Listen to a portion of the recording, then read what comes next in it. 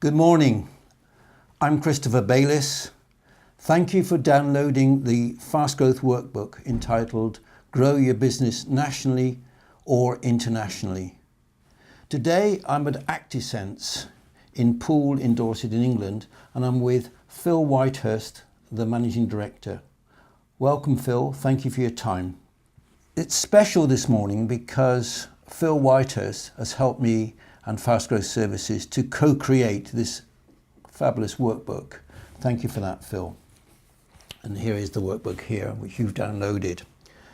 Phil, just briefly tell us about Activesense, and then when you've done that, tell us about the growth in international markets you've achieved over the last 3 years. Okay.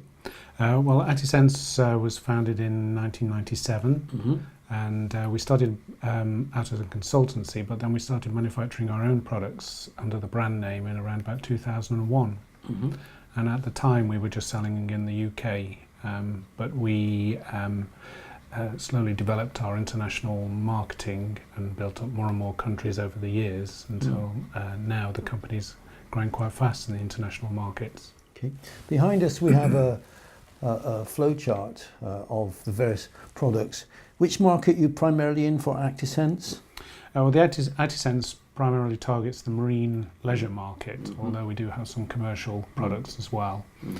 So the products that we produce are all about interfacing and connecting different sensors on boats to the systems, the computer systems that run the boat. Yeah, and they're mainly electronic related products. They're all electronic products, all cabling products, yeah, yes. Which you design here and manufacture here.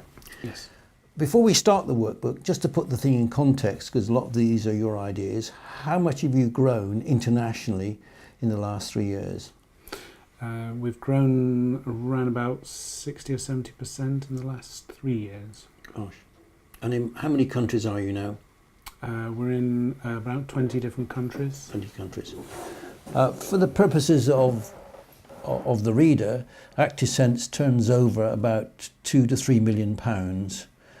So it's a typical small to medium-sized company that has really grasped risen to the challenge of growing internationally, and I recommend it to you as a strategy.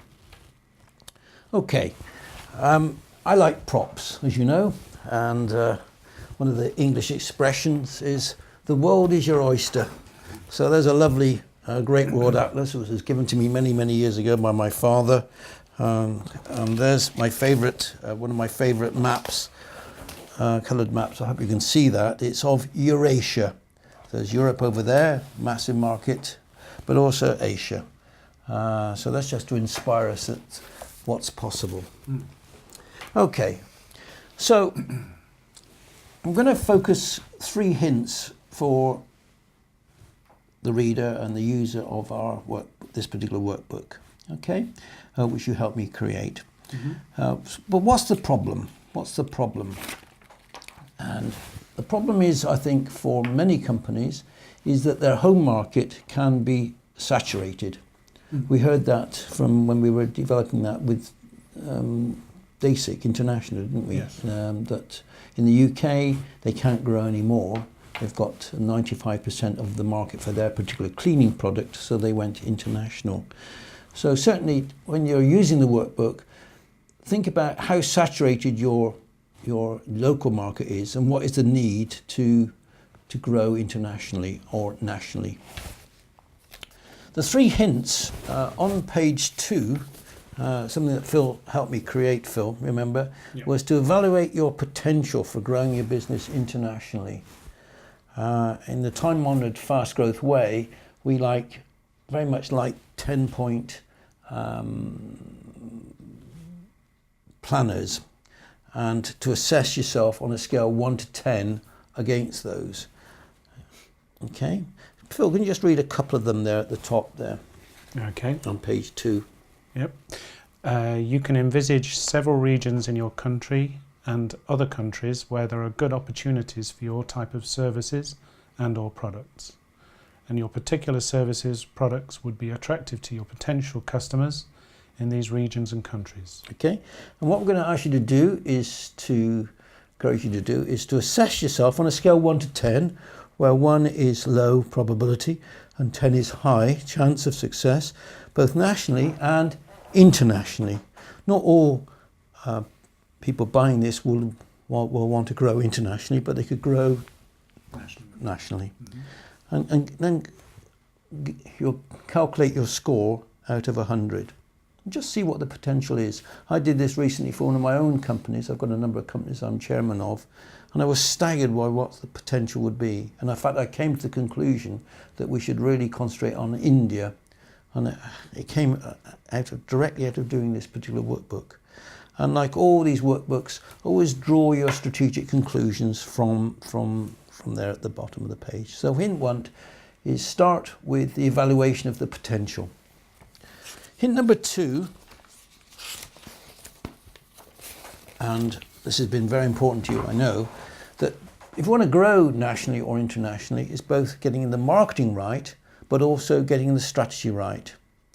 And on page 4.1, I ask you to identify your strategic options before looking at the marketing options, which are on the next page.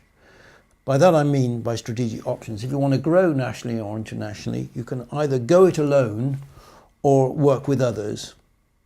Do you remember that? And I would encourage you to think about these strategic options first before looking at the marketing options, which we'll look at in a moment. Tell us about your own thoughts about the strategic options in terms of working with others or going it alone. Well, because we have a very technical product, it's a fairly clear solution that we tend to think about going with others that are technically capable people in their market. But that may well depend on the choices that you make, whether your product is easy to sell in a different market or whether you should really look at having some local expertise. So that's a sort of critical decision within this plan. This is what it's all about, is making some fundamental decisions, critical decisions, and taking it from there. On the next page, it's all looking at all the marketing options, of which we've given you about 30 different options to go from. There could be more, but certainly some marketing options once you decided the major strategic options, broken down into marketing materials, media, direct marketing, relationships, and online marketing. Okay, again, the same thing, identify 3 or 4. In fast growth, we're very, very keen on plans. So to pull that together and to come up with a couple of strategic options first, get those in place, and then the relevant marketing options. And most importantly, decide your goal. Most workbooks, it's very important to set your goal first. Set your goal for how you want to grow, and then create your plan. So just to summarize, first of all, identify the potential and draw your conclusions. Secondly, look at the strategic options. And thirdly, come up with a plan. Phil, thank you again for helping me co-create this particular workbook. You've grown substantially in the last 3 years. The world economy is really now very different to what it was 3 or 4 years ago when it was all very gloomy. How do you see the future for Activesense in terms of international sales? Well, we're growing very quickly at the moment, and particularly markets that were a little depressed, like the US market, we're doing very well in. They're almost 100% up on 2 years ago. So I can see there's some big potential there, and also some new markets that we haven't yet got into that are also, looking very good for approaching. And I believe you've got another company in mind where you're going to tackle the automotive market. And I guess you want to be international with that as well. We do, yes. In particular, that's a very large market that we're looking at now. And you could use this workbook to help you do your thinking forward, couldn't you? Yes, I've already applied it. Good. Thank you very much for your time. Thanks for helping me co-create it. May I wish you every success. Thank you.